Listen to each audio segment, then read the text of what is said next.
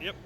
Hey guys, welcome back to Bluesman Vintage Guitars. And I know you people have been waiting on this for a long time. We have finally finished the restoration on the Franken Paul guitar. If you don't know what I'm talking about, go check out that video called Dumpster Les Paul on our channel. A few years back, we had a guitar come into the shop that was what's known as a dumpster Les Paul. When Gibson guitars don't pass quality control, they get chopped up in a bandsaw, thrown in the trash. And in the early 90s, there were a lot of employees that were sneaking out to the trash cans and stealing these guitars, taking them home and gluing them back together. And they got known in Nashville as dumpster Gibsons or dumpster Les Pauls. Typically, you would see one guitar cut in half or cut into 2 or 3 pieces, and it's all glued back together. This guitar came into us, and it had been painted black with a really like a paintbrush. It was just a terrible finish on the thing. So a customer brought it to us to have it refinished. And when we stripped all that paint off, we found something really interesting. This guitar was made from 5 different Gibson guitars.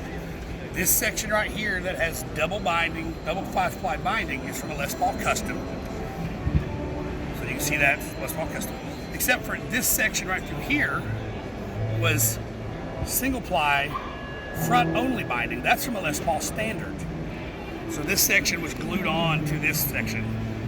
This neck actually came from a Les Paul Studio because they had trapezoid inlays with no neck binding. However, a Studio did not have a Gibson Pearl inlay. They had the decal, the gold decal style inlay. So this came from a Les Paul Standard. It would have had the Les Paul model written right here. This headstock and this neck have been grafted back together very well with carbon fiber reinforcement rods or graphite reinforcement rods, and then we don't know what this little section right here came from. That piece, this turn side, it was just something they fit into place to make the puzzle piece go back together.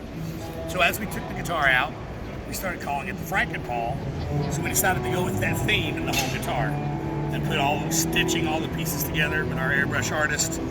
We added the lag bolt strap buttons, heavily aged hardware, and even put a little picture of Frank on the headstock for you. And it comes with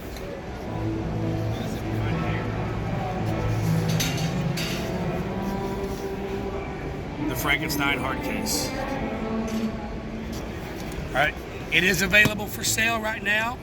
We are about to open the doors of the Dallas International Guitar Festival in 2022 here in Dallas, Texas.